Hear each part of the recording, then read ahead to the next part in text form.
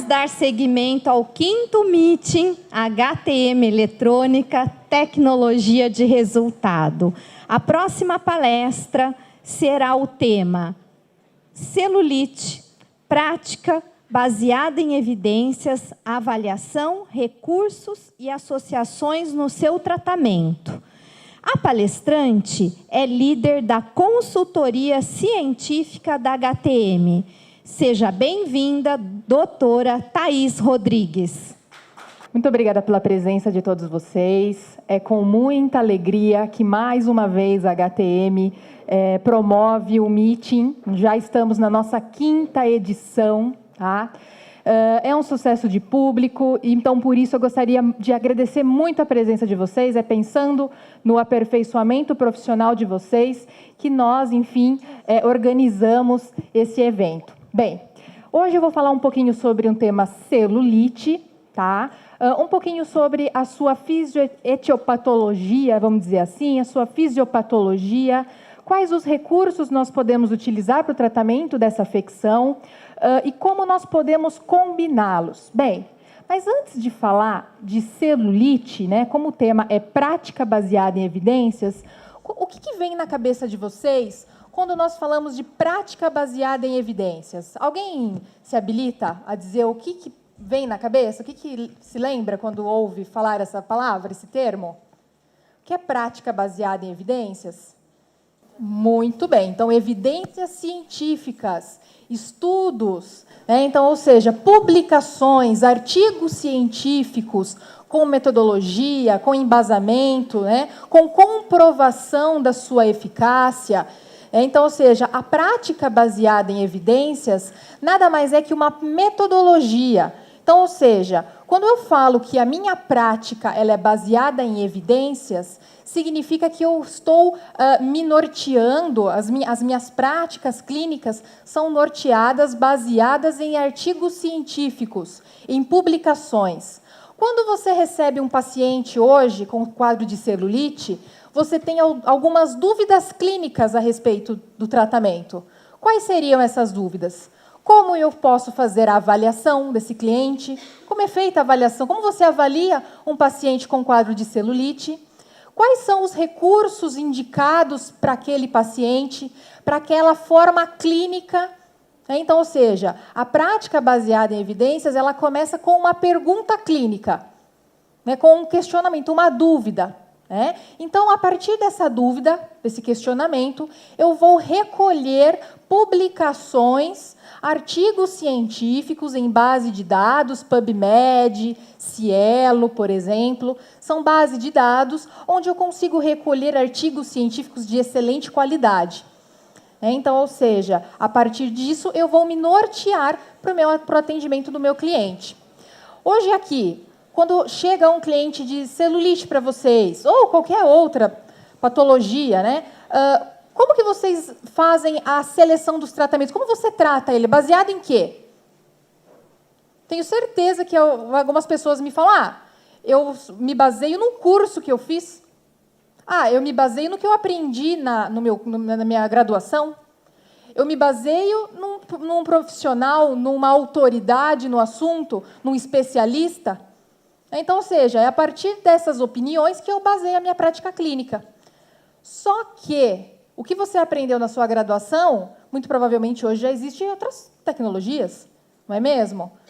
Quem assistiu à palestra da doutora Flávia Medeiros ontem, ela falou muito disso. O cenário que é hoje, amanhã, daqui 5 anos, já não é mais. Então, será que aquilo que você aprendeu na sua graduação, aquelas condutas, são as melhores condutas ainda? Será que não existiram outras tecnologias, outras associações, outros recursos, outros métodos, né, outras técnicas que podem, sim, ser mais eficientes ou que pode te dar, enfim, uma outra visão, abrir a sua mente em relação até mesmo à sua fisiopatologia? Então, antigamente, acreditava-se que a celulite, por exemplo, não era nem considerada uma patologia. Era um estado normal da pele da mulher por conta de uma alteração dos septos. Alteração não, uma formação dos septos. Então, ou seja, acreditava-se que a celulite nem doença era. Isso há muito tempo atrás. Hoje nós já sabemos que a celulite é um quadro, uma patologia multifatorial. Não é? Então, ou seja, existem muitas dúvidas, muitas questões ainda que, com a prática baseada em evidências, nós conseguimos resolvê-las. Não é? Bem, então, o termo celulite, pessoal, o que é? Na verdade, é um termo utilizado para definir o aspecto irregular da pele. Então, ou seja, aquele aspecto de casca de laranja, aquele aspecto acolchoado da pele. Então, essa terminologia foi dada, enfim, já há mais de 150 anos. E existem outros nomes que classificam também, que nós podemos dar para a celulite. Então, um deles, fibroedema geloide, lipodistrofia ginoide, aqui também adiposidade edematosa. Então, todas essas são palavras-chave que nós podemos utilizar, por exemplo, num banco de dados. Então, ou seja, eu vou entrar lá no meu PubMed, no Cielo, no Google Acadêmico, que é até mais fácil, e vou digitar essas palavras aqui, para encontrar qualquer assunto relacionado à celulite. Então, ou seja, pode-se dar outros nomes para a celulite, e esses nomes aqui, inclusive FEG, HLDG, está muito relacionado com, vamos dizer assim, a sua fisiopatologia. Então, existem algumas teorias em relação à sua etiologia. Então, alguns formadores de opinião, alguns autores de artigos até falam que o termo celulite não seria o correto, porque esse sufixo -ite remete à inflamação. E no quadro de celulite não ocorreria uma inflamação até então. Então, o termo fibroedema geloide, lipodistrofia ginoide, seria o termo mais correto, um termo correto, vamos dizer assim. Mas será que não acontece inflamação na celulite? Vamos falar um pouquinho disso mais para frente. Bem, principais causas da celulite, quais são elas? Então, ou seja, maus hábitos de vida diária, sedentarismo, tabagismo, alcoolismo, dieta desequilibrada, fatores hormonais, uso de medicamentos. Então, nós sabemos que a celulite ela não está relacionada diretamente com o quadro de obesidade, mas nós sabemos que alguns hábitos de vida diária podem piorar o quadro de celulite. Então, quando a gente vai fazer a nossa anamnese no nosso cliente, nós temos que fazer todas essas perguntas aqui. Você fuma? Qual é o seu hábito de vida? Você faz atividade física? Então, ou seja, já começa por aí uma correta orientação do nosso cliente. Porque sabemos que todas esses itens podem predispor a piora, ao agravamento de um quadro de celulite. Bem, começando com a introdução do sistema tegumentar. Vamos falar rapidamente dele. Então, basicamente composto aqui pela epiderme, essa camada mais superficial da pele, derme, onde eu tenho aqui minhas fibras elásticas, colágenas, meus fibroblastos, que sintetizam as fibras colágenas e elásticas, e aqui logo abaixo a tela subcutânea e hipoderme. Alguns autores falam que a tela subcutânea e hipoderme seriam a mesma coisa. Até então, vamos classificá-las como a mesma coisa. Outros autores até, inclusive, dizem que a hipoderme não faz parte da pele. Ela é um sistema à parte. Então, falando diretamente da hipoderme, que é onde acontece o problema da celulite, porém interfere aqui na derme também, a gente vai falar isso mais para frente, a hipoderme é composta, pela sua maioria, obviamente, por adipócitos, que são células que armazenam gordura, triglicerídeo, 99% em forma de triglicerídeo. Além disso, nós temos aqui inervação, então, ou seja, vasos e nervos, e essas células adiposas, elas são separadas por septos, são saquinhos fibrosos, vamos dizer assim, que separam os adipócitos em pequenos compartimentos, vamos dizer assim. Tá? Bem, então, esse artigo aqui é muito interessante, pessoal, porque ele já começa dizendo a diferença de hipoderme e tela subcutânea. Então, como eu disse, alguns autores até classificavam a hipoderme e tela subcutânea como a mesma coisa, mas aqui ele já diz que não, que a hipoderme e a tela subcutânea são estruturas um pouco diferentes. Fazem parte, logicamente, do tecido adiposo, mas que posso dividi-las em dois tipos de tecido adiposo diferentes, vamos dizer assim. Então, basicamente, nós podemos dividir o tecido adiposo em dois. Tecido adiposo superficial ou areolar e tecido adiposo profundo ou lamelar. Então, basicamente, a estrutura, como ela é formada? Eu tenho lá epiderme, derme, hipoderme, logo em seguida, abaixo uma fáscia superficial, Abaixo dessa fáscia, eu tenho o tecido adiposo profundo, depois eu tenho uma fáscia profunda, tá? E o músculo. Basicamente, nós podemos dividir dessa forma o nosso tecido adiposo. Bem, algumas características, por que é importante eu diferenciar o meu tecido adiposo superficial do tecido adiposo profundo? Existem aqui algumas características, né? Mas não vou falar de todas. Basicamente, na hipoderme, nós temos aqui, né, os septos fibrosos são conectados à derme. Então, ou seja, naquela primeira camada superficial de tecido adiposo, nós temos septos que conectam a derme, que está acima dele, e a fáscia superficial. Abaixo da fáscia superficial, nós temos tecido adiposo profundo. E ela diminui a sua espessura com o emagrecimento. Então, é uma camada adiposa que é mais fácil de atingir com o emagrecimento, com atividade física ou com vários outros estímulos, utilizando equipamentos de eletrotermo, fototerapia, enfim. Já o tecido adiposo profundo, ele está presente em apenas algumas regiões do nosso corpo, não são em todas. Quais são elas? Aqui nós temos abdômen, flancos, região trocantérica, que é a região aqui do culote, parte interna superior das coxas, então, ou seja, interno de coxas, né, e parte posterior dos braços. Esse tecido ele está muito relacionado com a gordura localizada. Então, ou seja, são basicamente essas regiões aqui, né, principalmente na mulher, que ela também está relacionada com a sua diferença, né, do contorno corporal de acordo com o sexo. Na mulher, são basicamente algumas regiões que apresentam maior acúmulo de gordura, principalmente por conta do padrão ginoide. Abdômen, flancos, culote, região trocantérica. Então, basicamente, é culpa desse tecido adiposo profundo aqui. Tá? Não são todas as regiões também. Então, o hipoderme, ela está presente em quase todas as regiões, basicamente, do nosso corpo. E o tecido adiposo profundo, basicamente, nessas áreas aqui. Ok? Qual é o tecido que eu quero tratar na celulite? É o profundo ou é o superficial? O superficial é ali que está, é no tecido adiposo aureolar que está o problema da celulite. Começa ali, na verdade. Então, para a gente poder entender que a camada superficial de gordura é a camada que eu quero atingir nos tratamentos para celulite. Aqui, histologicamente, é uma imagem, né? A gente consegue ver a diferença do tecido adiposo superficial e por profundo. Então, aqui nós temos, no tecido adiposo superficial, ou hipoderme, vamos dizer assim, né, uma rede colagênica bem definida. Né? Os lóbulos eles são menores, tá vendo? Olha só. E eu tenho bastante colágeno, né, que são aquelas nossos septos fibrosos. E já bem vascularizada, inclusive. E aqui também na tela subcutânea, ou tecido adiposo profundo, os lóbulos, né, são maiores, grandes, adipócitos, e pobre em componente colagênico. Perfeito? Então, só lembrando essa questão do tecido adiposo superficial e o profundo.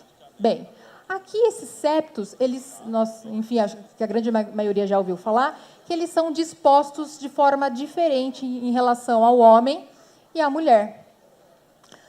Quando Deus foi fazer a mulher, falou, você vai gerar uma vida, você vai ser a dona do lar, você vai ser linda e maravilhosa, mas você vai ficar muito perfeita, vou ter que te dar um defeito. Já sei, vou te dar celulite. Pronto. Acho que foi aí que nós fomos premiadas. E por quê? Justamente por conta da disposição desses septos. Então, aqui a gente consegue visualizar uma imagem de um tecido adiposo, septos da mulher e do homem, tá? Então, nessa imagem, a gente consegue visualizar que os lóbulos de gordura eles são maiores e esses septos eles estão dispostos de forma perpendicular à derme. Já no tecido adiposo dos homens, esses septos eles estão dispostos de forma oblíqua, tá? Então, ou seja, os lóbulos também são menores. Por isso que quando há um aumento, uma hipertrofia do meu tecido adiposo, na mulher ocorre o que a gente fala de uma herniação ou uma protrusão desse adipócito para a derme, o que faz com que haja aquele aspecto acolchoado.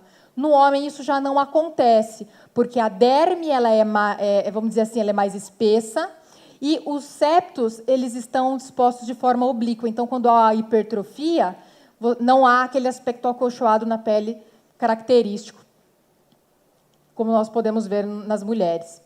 Então, aí já começa uma diferença em relação à estrutura, né, do tecido adiposo superficial em relação aos septos de gordura.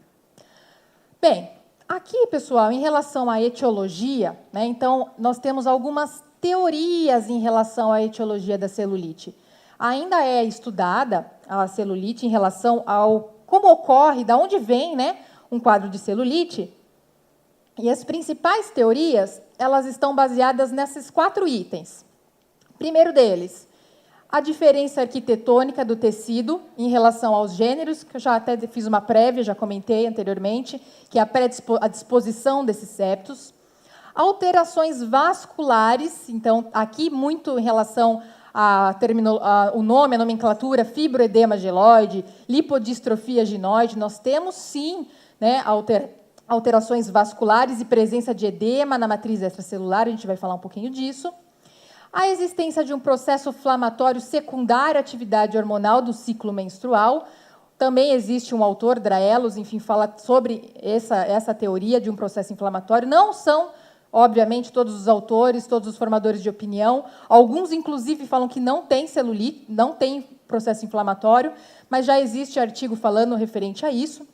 E ele está relacionado com a quebra do colágeno da derme, tá? Referente a algumas atividades secundárias do ciclo menstrual, vou falar um pouquinho. E a quarta e mais recente, já existem alguns pesquisadores, Emanuele Enzo e colaboradores, que falam referente a influências genéticas no quadro da celulite. Tá? Então, basicamente, a gente vai falar um pouquinho dessas 4 teorias referentes à etiologia da celulite. Então, começando em relação às alterações, né, estruturais, aqui, basicamente, novamente, eu gostaria de mostrar, é interessante essa imagem, em relação a uma mulher, um tecido adiposo de uma mulher afetada, não afetada, e um homem, perfeito? Vejam, olha os septos, como eles são maiores, tá vendo os lóbulos de gordura? Vocês conseguem visualizar que aqui, ó, é a derme, e já consigo visualizar uma herniação, uma protrusão desse tecido adiposo? Então, aqui é bem característico num quadro de celulite. Aqui é de uma mulher não afetada, tá? Ainda assim, você consegue visualizar um pouquinho de protrusão. E olha só no homem como que o septo está oblíquo. Olha a espessura da derme, como ela é maior. Então, ou seja, por aqui a gente já começa a visualizar as diferenças, né, desses septos e essa hipótese anatômica da celulite.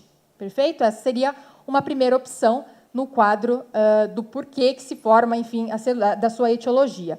Aqui a gente consegue visualizar numa imagem de ultrassonografia essa protrusão. Olha só, tá vendo aqui, ó, tecido adiposo, extrusão desse tecido adiposo subjacente na derme. Então, aqui seria a derme e aqui, olha só essa protrusão.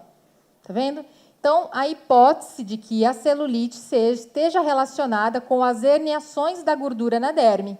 Perfeito? E por que isso aqui acontece? Porque, no caso das mulheres, como os septos eles estão de forma perpendicular, quando há uma hipertrofia desse tecido adiposo, há essa protrusão, essa herniação desse tecido.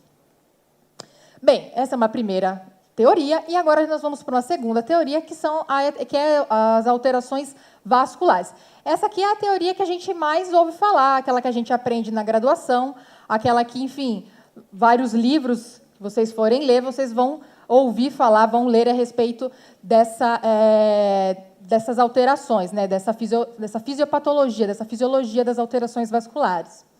Bem, aqui é um desenho, né, característico, uma representação do tecido adiposo. Aqui nós temos a epiderme, a derme. Aqui os lóbulos, né, os septos de gordura, né, os adipócitos. Vascularização, perfeito. Aqui, daqui para cima é a hipoderme e aqui a tela subcutânea, perfeito? Então, na verdade, essa teoria ela é composta por algumas fases evolutivas. E quais são elas? Primeira fase, tudo começa com a hipertrofia das células adiposas, causando uma estase venosa e linfática, com estagnação de líquido. Ou seja, eu tenho um aumento da minha célula de gordura, uma hipertrofia, com isso eu tenho uma estase, né? Começa-se algumas alterações da estase venosa e acúmulo de líquido nessa região. Com o passar do tempo, né, com o agravamento dessa fase, vamos dizer assim, com essa congestão, como essa congestão ela persiste, o que vai acontecer? O aumento da permeabilidade dos meus capilares. O que acontece? Há extravasamento de líquido dos capilares, piorando ainda mais esse edema.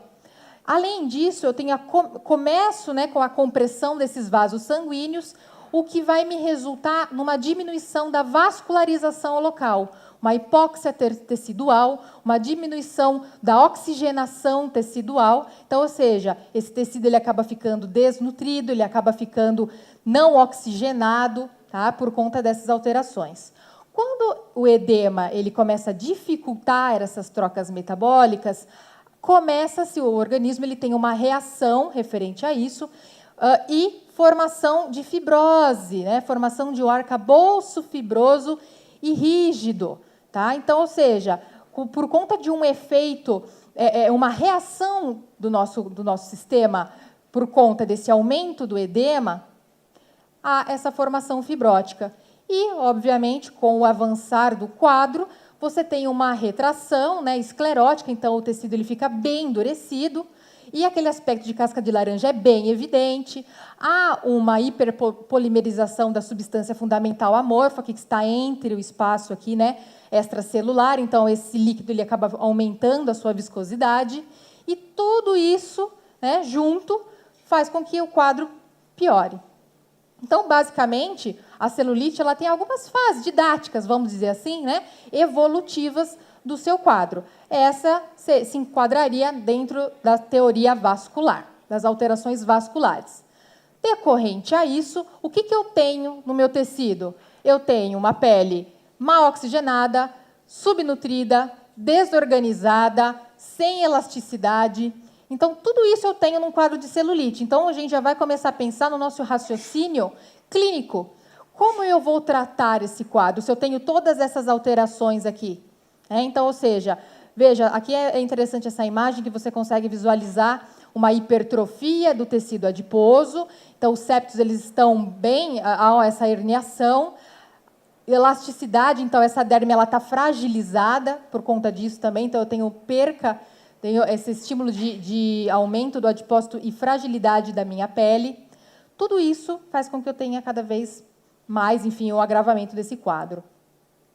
Bem, em relação à inflamação crônica, né, que também é uma teoria, esse quadro aqui super complexo, com várias faixinhas aqui, a gente vai entender um pouquinho ele rapidamente. Então, basicamente, tudo começa com os hormônios ovarianos. Quais são eles? Estrogênio, progesterona, que são responsáveis pelo ciclo menstrual, ok? E escamação do endométrio. Então, basicamente, em relação aos hormônios, nós temos aqui no ciclo menstrual a produção de colagenases e gelatinases, que são metaloproteinases, que são responsáveis por degradar colágeno, ok? Então, basicamente, a gelatinase ela está relacionada com a descamação do endotélio e a colagenase, acredita-se que a sua ação se estende à derme, ok? Com isso, nós temos uma destruição contínua do colágeno. Então, é como se a derme, ao passar todo o ciclo menstrual da mulher, todos os meses, há uma degradação desse colágeno progressiva. Isso enfraquece a derme papilar e reticular, causando, né, ou seja, aquela extrusão do conteúdo adiposo. Então, ou seja, aquela herniação do adipócito, ela também está relacionada, obviamente, com a hipertrofia desse tecido, o aumento de triglicerídeo, de gordura, e o enfraquecimento da derme. Então, tudo isso também está relacionado dentro dessa teoria da inflamação, enfim, da inflamação crônica. Com isso, né, com o aumento, né, da gelatinase, também há infiltração de leucócitos na região, produção de glicosaminoglicanas e retenção de água na derme. Então, edema. Então, tudo isso está relacionado dentro desse autor aqui que ele cita, né, em relação a essa inflamação crônica secundária ao ciclo menstrual. Além disso, em relação a algumas influências genéticas, né, do quadro da celulite, Enzo aqui, colaboradores, já vem estudando, alguns artigos eles já são publicados em relação a essa alteração genética, e, basicamente, ele está relacionado de duas formas, duas hipóteses, vamos dizer assim. Numa primeira hipótese, existem alterações envolvendo uma hiperperfusão local, ou seja, diminuição da vascularização local, com maior presença de angiotensina 2 e, consequentemente, vasoconstrição. O que significa isso? Foi visto uma modificação, um polimorfismo num gene, e do gene de uma enzima conversora de angiotensina 1 em angiotensina 2, e existe uma hipótese, esses autores falam em relação ao aumento de angiotensina 2, que é um peptídeo produzido pelo tecido adiposo, e essa angiotensina 2 ela é vasoconstritora. Então, muito provavelmente, está aí a questão da diminuição, né, do suplemento de oxigênio, de sangue, para aquela região. Uma segunda hipótese, né, decorrente dessa alteração, né, nutricional e oxigenativa, há uma expressão reduzida de adiponectina. A adiponectina é uma adipocina também produzida pelo tecido adiposo, e ela é anti-inflamatória, vasodilatadora. Então, muito provavelmente, por conta de uma inflamação local do tecido adiposo, há uma diminuição, uma expressão reduzida dessa adipocina. Tá? Então, também justificaria o quadro de celulite. Tá? Então, uma inflamação, decorrente dessa inflamação, a fibrose, tá? Ok? E esse aspecto ondulado da derme. Pessoal, você fala, nossa, a menina tá doida, tá falando aqui que a celulite é inflamatória. Eu estou abrindo a cabeça de vocês em relação a outras teorias, outros pontos de vista, né, em relação à formação da celulite. Isso aqui é publicado, tá, no PubMed, se eu não me engano, eu posso estar enganada, mas é de 2014, tá? Então é bem recente essa publicação em relação à etiologia da celulite. Então, basicamente, quando a gente fala de celulite, ela é uma alteração multifatorial. Por quê? Porque ela está envolvida em todos esses aspectos. A diferença na estrutura do tecido, né? Então, ou seja, aquela questão dos septos, como eles estão organizados. Em relação às alterações vasculares, o edema da região, né? Também em relação às influências genéticas, que eu acabei de falar, e, provavelmente, também em relação à inflamação crônica secundária ao ciclo menstrual, por conta da atividade hormonal dos os hormônios ovarianos responsáveis por esse ciclo. Bem, então, a celulite, como nós sabemos, pode ser, enfim, todas essas teorias estão envolvidas para a formação do quadro dessa patologia. Bem, o seu cliente chegou no seu espaço, e como é que você vai avaliar? Né? Então, ou seja, um dos temas também da nossa palestra são os métodos de avaliação da celulite. Quais são as ferramentas que você tem para avaliar esse quadro de celulite? Então, basicamente, algumas delas, as principais. Registro fotográfico, foto. Então, basicamente, o que a gente vai fazer para avaliar se o meu tratamento foi eficaz ou não? Vou tirar uma foto de antes e depois. Né? Bem simples. Termografia, que algumas pessoas já utilizam esse recurso, outras não. Ainda existem alguns softwares, alguns dispositivos que você consegue até acoplar no seu smartphone, no seu celular, e aí a câmera do seu celular vira uma câmera térmica. Você já consegue fazer uma análise, né, da termografia. E aqui a avaliação da apresentação clínica. Né? Então, seja, qual é o aspecto da pele, os graus. A gente sabe que hoje a gente consegue classificar a celulite em graus, grau 1, grau 2, grau 3, a sua forma clínica, se é uma celulite edematosa, se é uma celulite dura, se ela é flácida. Então, isso é importante eu avaliar. Por quê? Porque, em relação à sua forma clínica, eu posso tratar a celulite de maneiras diferentes. Tá? Então, registro fotográfico, muito simples. Hoje, basicamente, a gente nem tem mais máquina fotográfica, vejo pouco isso. A maioria, penso, das pessoas que estão aqui fazem registro fotográfico, utilizam seu smartphone para isso. Então, uma dica é o uso de um tripézinho simples. Então, por que o tripé? Para você conseguir posicionar a sua câmera sempre na mesma altura, para não dar a diferença de ângulo. Então, isso é importante. Outra coisa que é uma dica legal é marcar o chão onde você vai fazer a foto, para o paciente sempre ficar com os pés posicionados da forma correta. Então, vou posicionar, uma foto eu tiro com a perna aberta, na outra eu tiro com a perna fechada. Então, faça marcações no chão, em algum cantinho da sua clínica, para você sempre ter uma padronização das fotos em relação a isso. Tá? A postura, que é uma imagem interessante, a mesma menina em posições diferentes, e uma postura vale muito, né? A gente sabe, na época do selfie, né, em era de selfie, a gente sabe até qual é o melhor ângulo que a gente pode tirar. Eu tiro da direita, eu tiro o ângulo da esquerda, ou se eu tiro uma foto de cima para baixo, eu pareço mais magra. É ou não é? Tem vários macetinhos, várias dicas para tirar foto. E é fato, isso na nossa prática clínica também acontece. Além da postura, em relação ao vestuário. Então, é interessante sempre pedir para a pessoa vir com a mesma roupa, né, com o mesmo biquíni, ou ter, talvez, aqui uma roupa íntima descartável. A pessoa esqueceu, não veio. Então você tem ali uma roupa íntima descartável para sempre, quando você for tirar foto dela, padronizar. E aí, quando você padroniza a postura, você consegue fazer os recortes, né? Consegue ampliar a imagem, consegue recortar. Hoje já existe bastante aplicativos de foto, isso também é muito legal, para você conseguir comparar as duas fotos de antes e depois, usando esses aplicativos. Por isso que hoje, basicamente, a gente usa o celular quase para tudo, né? Muito mais fácil de trabalhar dessa forma.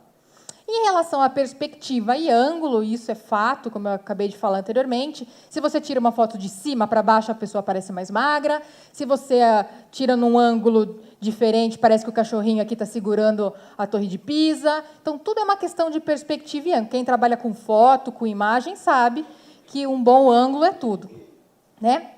E a cor de fundo, esse artigo ele fala referente a você padronizar a cor de fundo. Parece uma coisa óbvia, mas não sei se dá para ver aqui nesse slide, que me parece que esse amarelo está diferente desse. Vocês conseguem enxergar daí? Então, ou seja, não parece que esse está mais vibrante, esse está um pouquinho mais apagado? É o mesmo amarelo, é a mesma cor. O que muda é o fundo dele. Então, em tons de cinza ou azul escuro, esse artigo ele comenta em relação à padronização de fotos, favorece a tonalidade da pele. Então, eles sugerem, se você tiver um fundo cinza ou azul escuro, é interessante se trabalhar sempre com o mesmo fundo para também dar essa alteração de tonalidade. Iluminação. Esse artigo ele sugere aqui, no caso, né, são duas iluminações de forma a 45 graus da máquina. Eu sei que isso é muito difícil na nossa realidade, na nossa prática clínica, posicionar duas iluminações, dois focos de luz a 45 graus da minha máquina. Então, basicamente, a dica que eu posso passar para vocês é em relação a uma boa iluminação. Sempre tentar tirar na mesma região, uma iluminação talvez até frontal, dependendo de onde você estiver, né? Qual é a patologia, no caso da celulite, uma inflamação, uma iluminação frontal é interessante para conseguir pegar bem o aspecto ondulado da pele. Tá? Então, algumas dicas em relação ao registro fotográfico.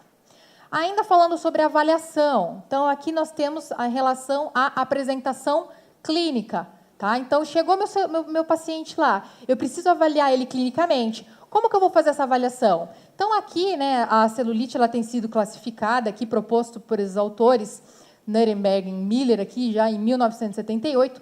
Muitos artigos, muitos estudos usam essa classificação, que é uma classificação muito simples, tá, pessoal? Então, basicamente, estágio 0, sem alterações. Estágio 1, a superfície da pele aqui é plana, quando o indivíduo está sentado ou em pé, mas as alterações podem ser vistas quando se faz uma pinça na região ou quando pede para o paciente contrair a musculatura da área. Tá? No estágio 2, as ondulações já são evidentes, mesmo sem a pessoa contrair ou mesmo sem fazer aquele pinçamento. Tá? E no estágio 3, são as mesmas alterações do estágio 2, porém, aqui com a presença associada de nodulações. Então, é um método, enfim, que nós podemos utilizar para avaliação, tá? Thaís, mas de acordo com a classificação da celulite, eu vou trabalhar de formas diferentes? Pode ser que sim, pode ser que não, né? Dependendo do quadro fibroso, dependendo da minha palpação, dependendo do estágio, se ela apresenta dor ou não, alteração de sensibilidade. Mas, na verdade, em relação às características clínicas em estágios, em graus, é importante você fazer essa avaliação para avaliar se o seu tratamento foi eficaz. Né? O antes e depois, você consegue fazer essa classificação aqui. Antes ela era estágio 2 e depois do meu tratamento ela virou estágio 1. Tá? Isso é importante na sua ficha de anamnese.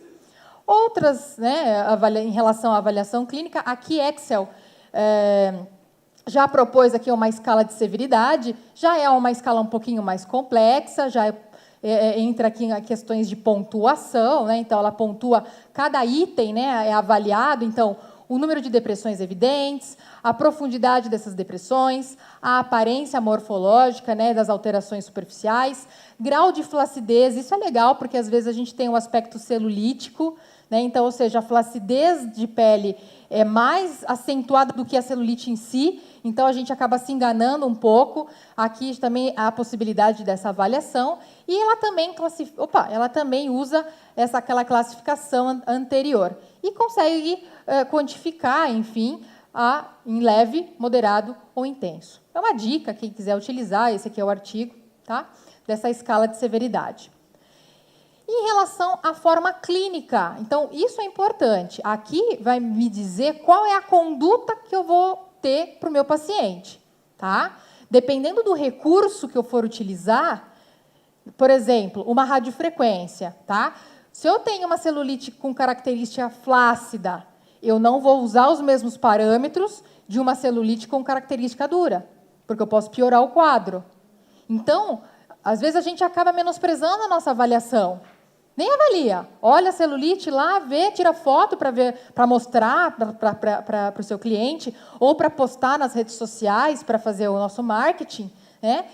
Mas acaba se esquecendo um pouco da avaliação, porque ela é o que vai dizer para você qual é a sua metodologia, quais os recursos, como você vai trabalhar com cada um deles. Tá? Então, basicamente, didaticamente, nós temos aqui, até são 4, existe a mista também, mas acabei não colocando, a dura, a flácida e a edematosa. Geralmente, a celulite de característica de forma clínica dura, ela é observada em pessoas mais jovens, tá?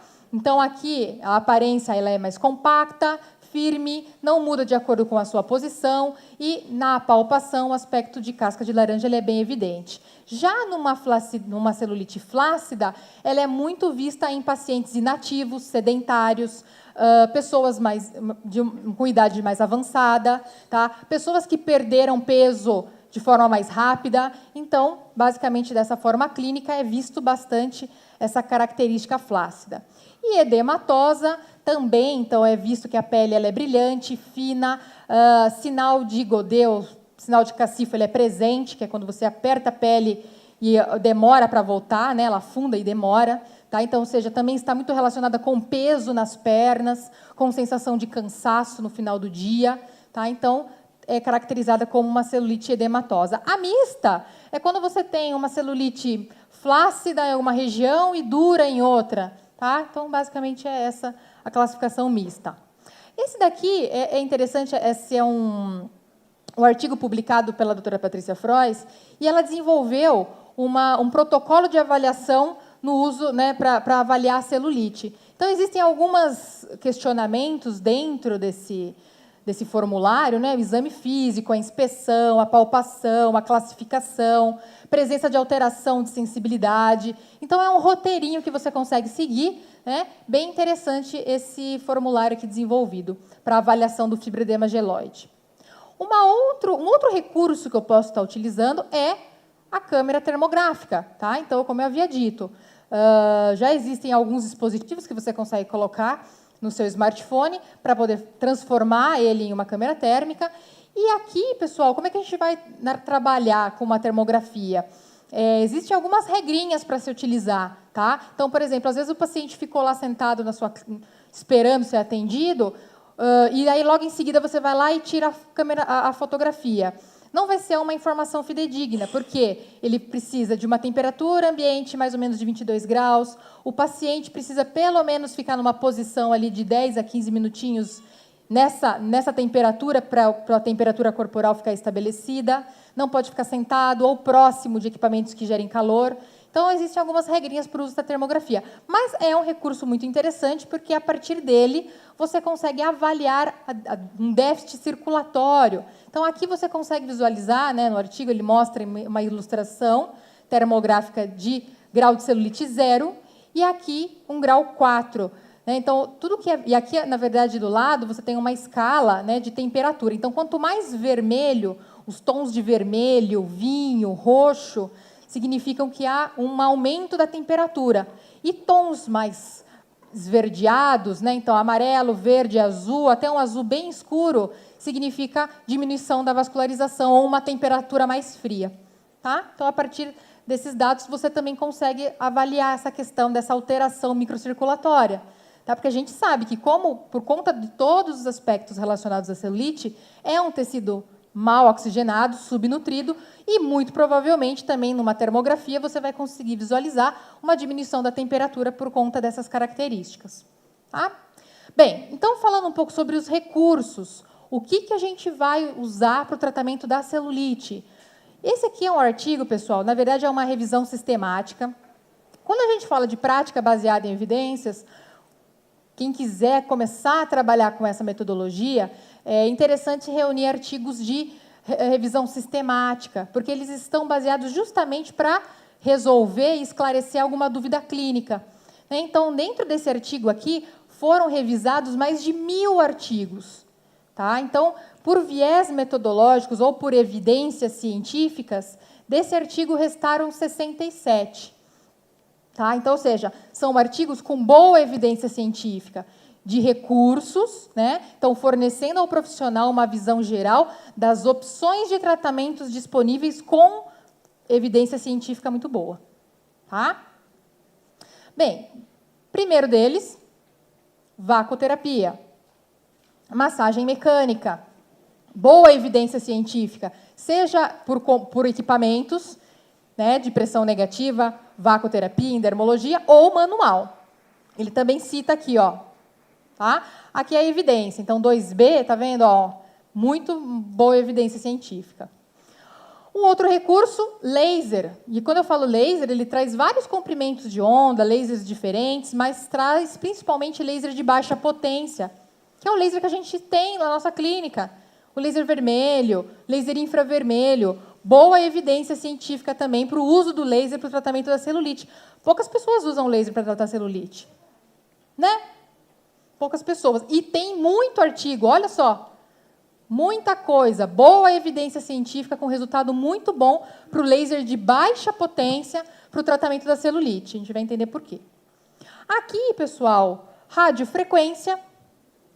Também tem bastante coisa falando sobre radiofrequência, com aqui, ó, 2B, com resultado muito bom. Tá vendo, ó, resultados maisinhos aqui? Com resultado muito bom para o tratamento da celulite também. Radiofrequência é um outro recurso com boa evidência científica para a gente trabalhar. Tá? Aqui é ele cita aqui outros tratamentos, outras modalidades, né? Então, ele fala de CO2, ele fala aqui na questão de nutrição, né? Subcisão, que não é o nosso caso, né? É uma técnica invasiva, mas ele também reúne algumas outros recursos. Tá?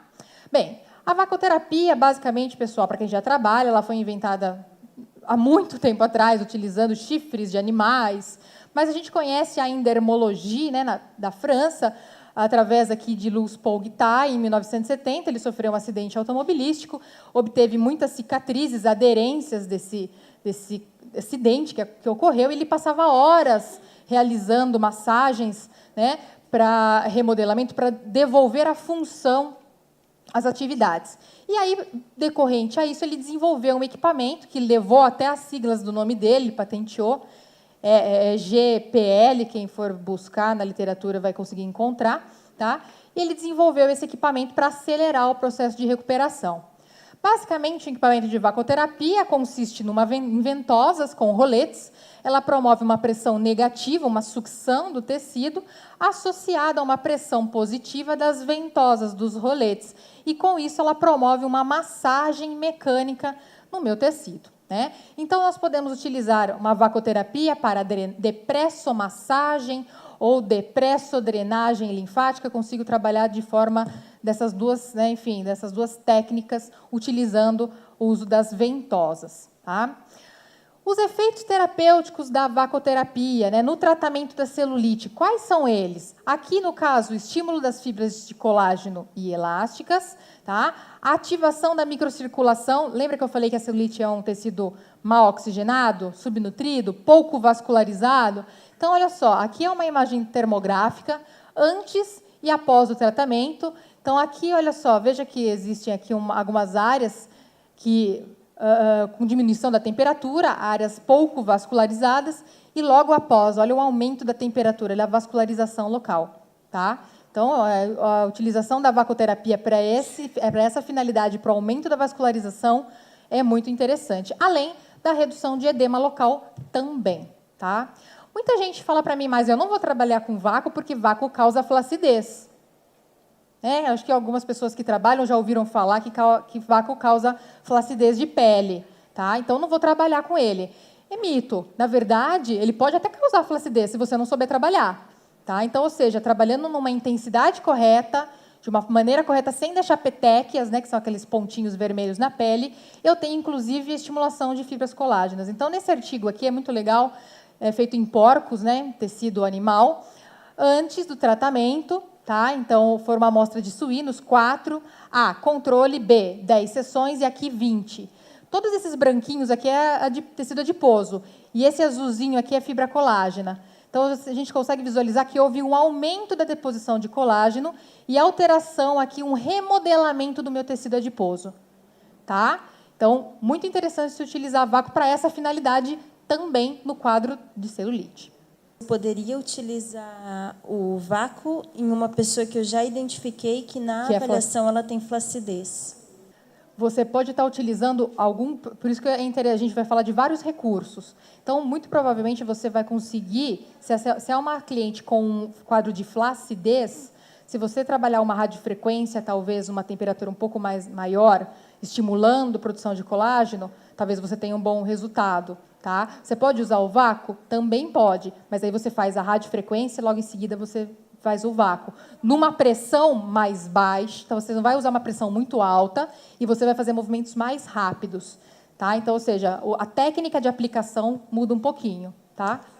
Eu gostaria de saber se pode estar associando os dois no mesmo protocolo. Pode sim. Eu vou passar algumas orientações, tá, em relação à forma clínica e como você consegue associar os dois recursos. Inclusive, existem muita comprovação científica usando a radiofrequência e vácuo na mesma sessão, tá? Com resultado bom. E laser, inclusive.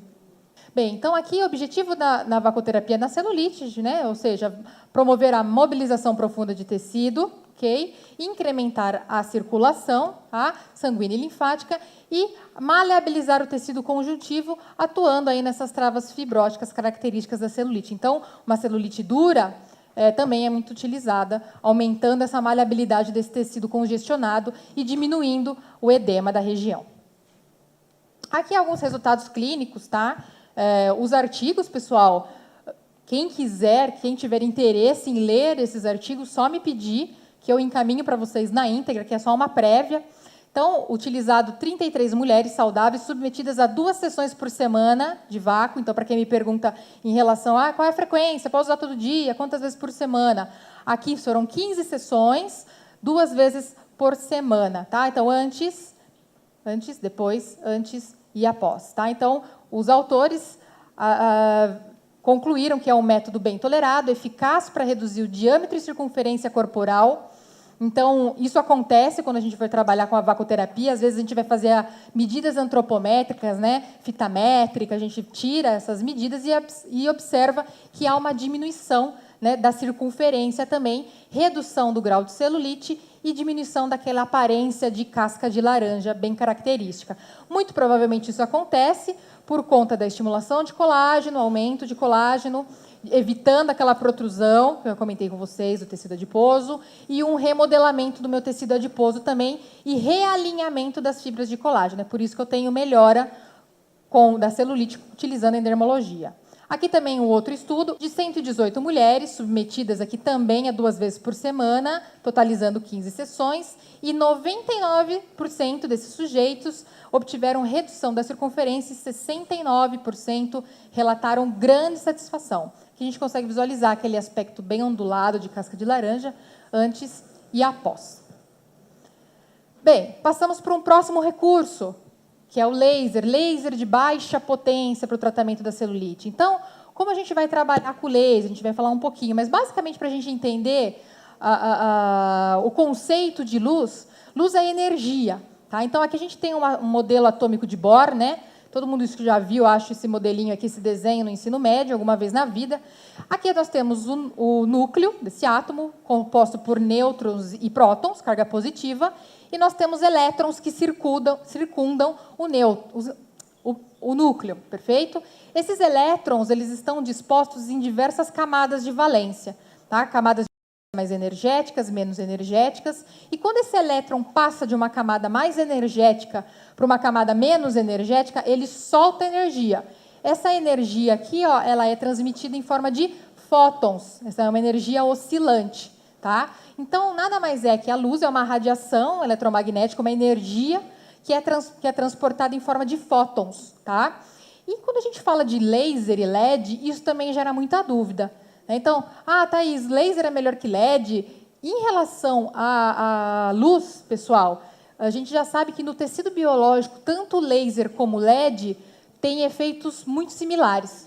Tá? Então, hoje, em relação ao custo do equipamento de laser e LED, se a gente for ver, o LED acaba ficando mais barato que o laser. Tá? E a gente já sabe que o LED tem, sim, efeitos muito parecidos, próximos com o laser no tecido. Tá? Então, a diferença, basicamente, é que esses fótons, né, vocês percebem aqui que o laser ele é colimado, unidirecional. Né? Então, os fótons eles percorrem todos em paralelo. Né? Essa energia ela é oscilante numa única direção de forma paralela. Isso faz com que o laser ele seja pontualzinho.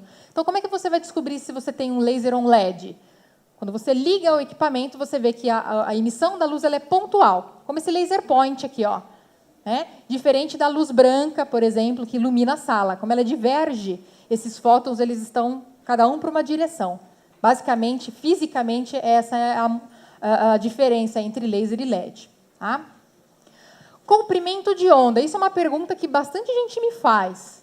O que é comprimento de onda? Então, esses fótons, essa energia, né, como ela oscila, a distância de uma crista da outra da onda é o que vai me dizer o comprimento de onda do meu laser. Então, eu classifico ele como laser 604, 904, 658. Tá? Então, ou seja, isso vai me dizer qual é a luz, qual é a cor que eu tenho de emissão dessa energia. Eu posso ter um laser vermelho, que corresponde a 658 nanômetros, um LED infravermelho, que corresponde a um comprimento de onda 904. Então, esse comprimento de onda diz para mim qual a cor da luz. E também me diz qual é a profundidade de ação. Então, a gente sabe que também, dependendo do comprimento de onda, eu tenho uma ação mais superficial ou mais profunda no tecido. Tá? Quando a gente fala de laser e LED, gente, a gente está falando de fotobiomodulação. Tá? Ele vai atuar em nível celular. Ele vai fazer com que a célula ela volte a funcionar da forma correta. Tá? E como que isso acontece? Eu vou explicar de uma forma bem simples. Né? Lógico que o processo ele é muito mais complexo que esse. Está envolvido aqui com o ciclo de Krebs, com cadeia respiratória. Então, a gente não vai nem entrar nisso. Basicamente, quando a gente emite a luz no tecido, as células elas absorvem essa luz através de um cromóforo, que é uma molécula, né, receptora de luz. No meu tecido, nas células, o cromóforo é o citocromo C oxidase, é um dos, tá? Vou falar dele. Esse citocromo C oxidase ele está lá na minha mitocôndria, né, que é uma organela que, dentro da minha célula, é responsável por produção de energia, de ATP. Então, quando essa célula ela recebe essa energia, esse citocromo C, quando essa célula ela não está funcionando corretamente, não está produzindo energia de forma correta, não está liberando ATP, geralmente ela está ligada a uma molécula de óxido nítrico. Tá? Então, quando essa molécula de óxido nítrico está ligada nesse citocromo C, o que acontece? A cadeia respiratória não termina, não produz energia, a mitocôndria não gera ATP. Tá? Então, quando a luz ela é emitida, esse citocromo C absorve essa luz e libera óxido nítrico, sai óxido nítrico. E ele desprende do citocromo C e a cadeia respiratória volta a funcionar normalmente. Então, no final da cadeia respiratória, o que a gente tem? Energia, ROS, que é um radical livre, tá? E óxido nítrico. E por que a gente fala? Né? Então, esse é um efeito primário do laser, né? Um efeito bioquímico. Decorrente do efeito primário, nós temos os efeitos secundários. Quais são eles? Vasodilatação local, aumento da circulação, estímulo do trofismo, mitose e regeneração dos tecidos. Por que o laser LED, vamos dizer assim, de baixa potência, aumenta a estimulação, a microcirculação local? Porque o óxido nítrico é vasodilatador. Então, quando no final da cadeia respiratória ele libera óxido nítrico, eu tenho vasodilatação. Com isso, eu tenho estímulo da microcirculação local. O que a celulite é? Pobre em oxigenação? Pobre em estímulo circulatório? O laser não vai ser bom? Muito bom.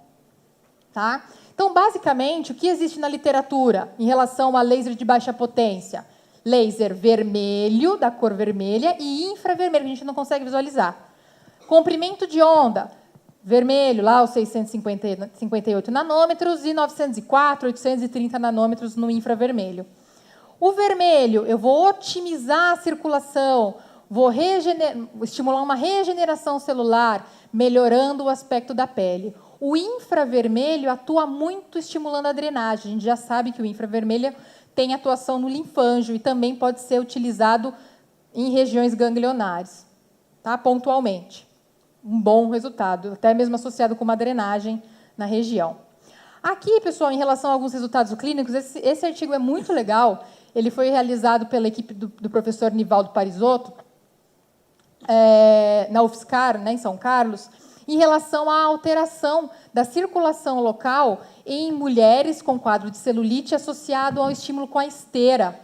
Tá? Então, foram colocados mulheres, 2 grupos, né, eram 20 mulheres, 10 em esteira e sem LED, infravermelho, e outras 10 em esteira mais o LED. E esse grupo do LED, o que foi visto? Olha aqui a imagem termográfica de novo. A turminha aqui do sem LED e a galerinha aqui do LED. Aumento da circulação, tá vendo? O verdinho aqui já é do azul para o verde, já eu tive aumento da temperatura local. Tá? Então, com isso, acredita-se, né, em relação ao aumento do fluxo sanguíneo, favorecendo o transporte aqui de substratos metabólicos e facilitando a drenagem da região. Tá? Então, eu aumentei a temperatura, melhorei a vascularização, estimulei a drenagem, consequentemente, eu tive melhora da celulite. Tá?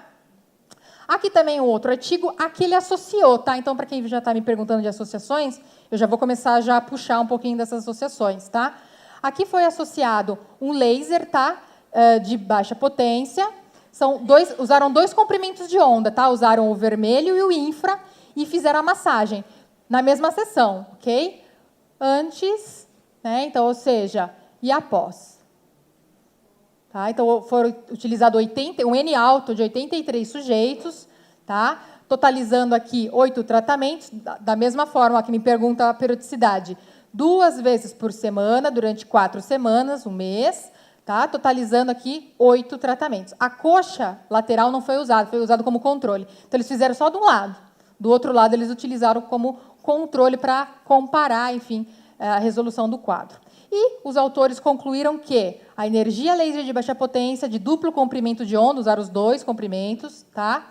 Associados à massagem, melhorou o aspecto da celulite e reduzindo a circunferência da coxa. Você pode ver que todos os artigos que falam de massagem se associam com a redução da circunferência, esse remodelamento do tecido adiposo.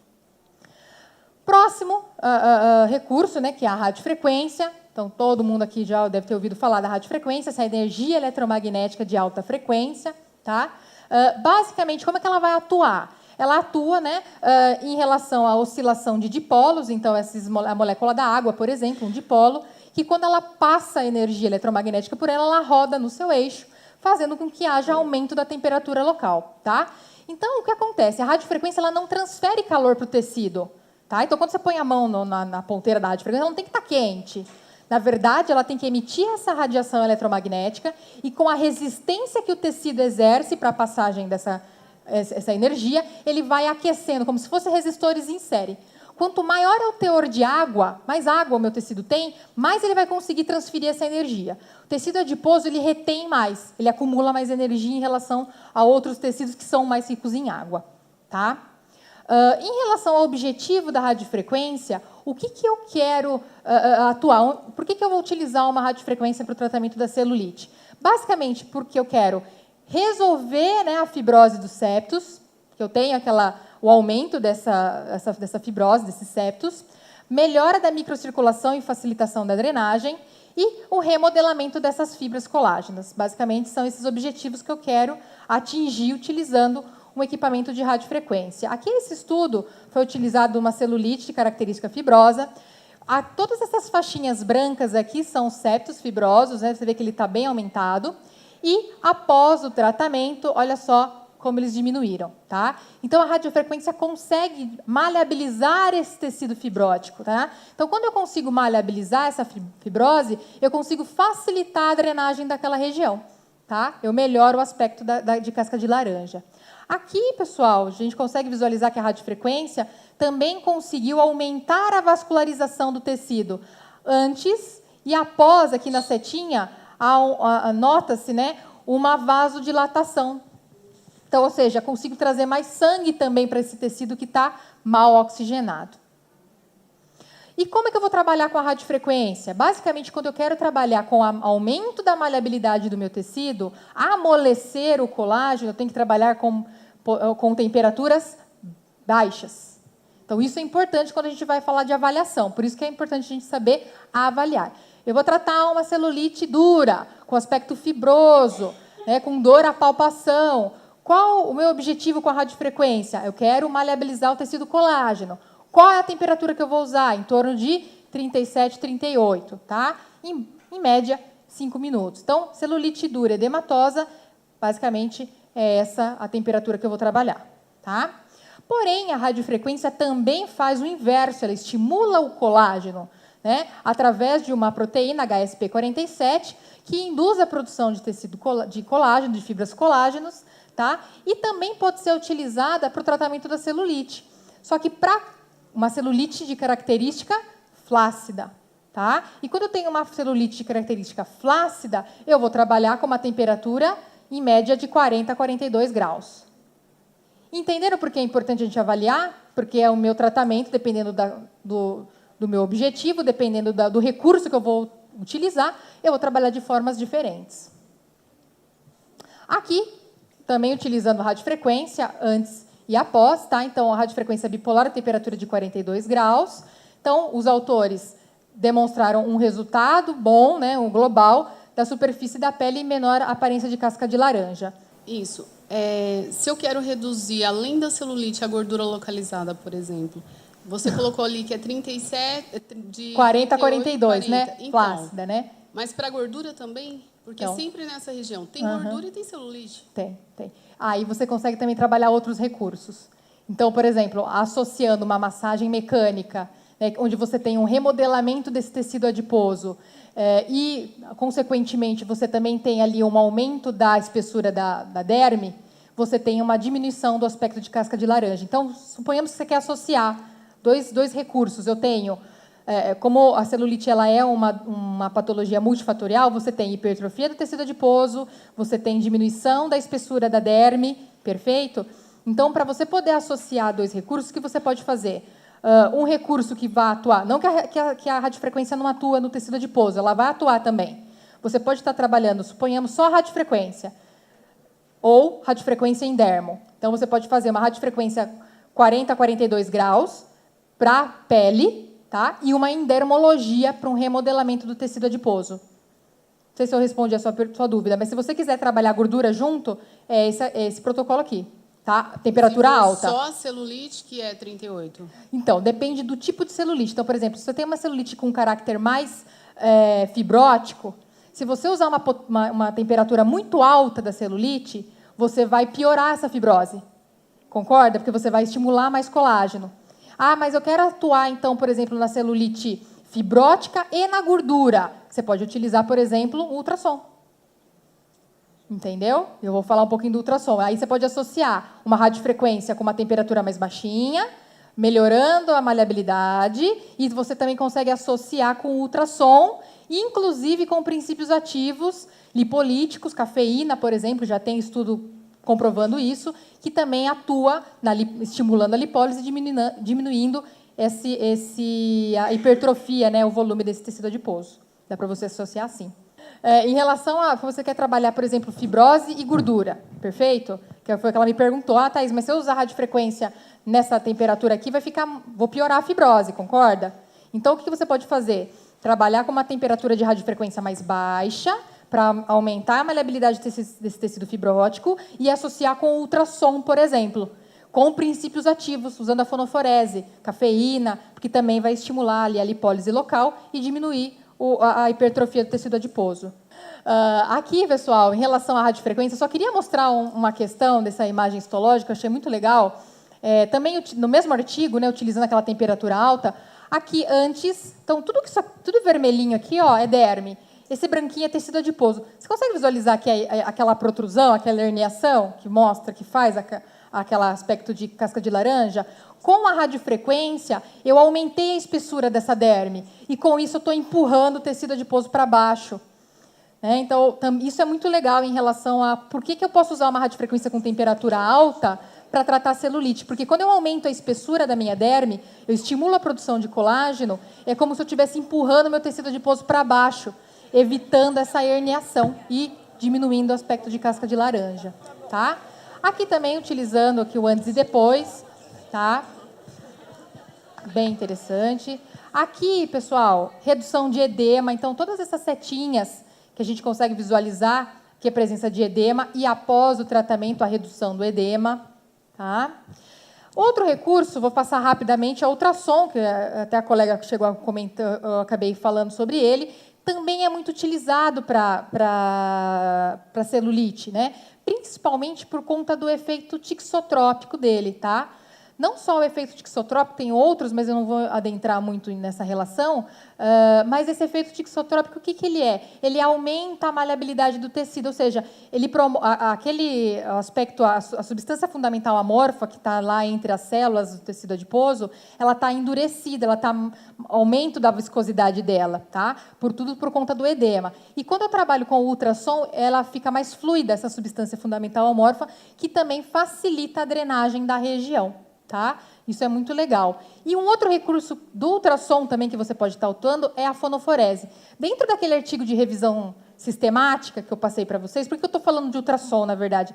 O ultrassom nem estava naquela revisão, mas a gente sabe que a gente pode usar, tá? Especificamente naquele artigo. Mas a gente sabe que o ultrassom ele é muito utilizado com bons resultados. Só que naquele artigo, o que ele estava falando também? Que eu não entrei no mérito, porque não é o... Né? O tema até, enfim, a gente não consegue adentrar muito em todos os temas, né, em todos os recursos, mas ele fala muito de princípios tópicos. Então, ele fala também da cafeína. Um dos tratamentos, né, são princípios ativos, e ele fala da cafeína. E como que a gente pode potencializar, acelerar, né, essa permeação? Utilizando a fonoforese com ultrassom. Eu trouxe, na verdade, esse artigo até por conta dessa publicação aqui, muito interessante, realizada em tecido adiposo de porcos, utilizando a cafeína, tá? A permeação de cafeína utilizando a fonoforese com ultrassom. Tá? Então, o que o ultrassom ele vai fazer? Ele vai aumentar a permeabilidade dessa membrana celular, fazendo com que haja a permeação desse princípio ativo. E aqui foi muito interessante, eles utilizaram vários grupos, né? Então, só gel, só cafeína, só ultrassom e cafeína. E olha só que interessante que foi visto. No grupo aqui de ultrassom e cafeína, eu tive uma alteração no tecido adiposo bem importante. Então, os autores falam até, inclusive, do estímulo da lipólise e da junção, né, dos efeitos do ultrassom com a cafeína para um resultado no tecido adiposo. Porque a gente sabe que um gatilho, né, para a formação da celulite é justamente a hipertrofia, né, a gordura localizada, a hipertrofia do tecido adiposo. Então, essa aqui é uma dica muito valiosa. Quando você for trabalhar com ultrassom, utilize princípios ativos. Aqui, cafeína, a gente sabe que dá super certo. Tá? Aqui, associações. Então, a gente associou ultrassom e vácuo. 6 sessões na mesma sessão, tá, gente? Ultrassom e vácuo, 2 vezes por semana, dá para trabalhar, tranquilo. Resultado bem interessante. Aqui, esse artigo também ele associou radiofrequência e laser. Tá? Esse aqui é o grupo controle, antes e depois, não teve resultado nenhum. E aqui, após 8 sessões, 2 vezes na semana. Tá? E aqui uma sugestãozinha, tá? Breve sugestão em relação à abordagem terapêutica em relação à forma clínica. Então, numa forma clínica dura, eu posso estar utilizando ultrassom, tá? Associado à vacoterapia, radiofrequência bem baixinha. Forma flácida, clínica flácida, de 41 a 42 graus, e logo após vacoterapia, rápido, tá? Clínica edematosa, posso estar utilizando ultrassom, melhorando aquele efeito tixotrópico, diminuindo o edema daquela região, e usando aqui, né, temperaturas mais baixinhas também, só para aumentar a vascularização local, e vacoterapia pelo efeito também na redução do edema local. Bem, pessoal, o laser. Então, o laser você pode associar com a radiofrequência, na mesma sessão. Perfeito, pessoal? Muito obrigada.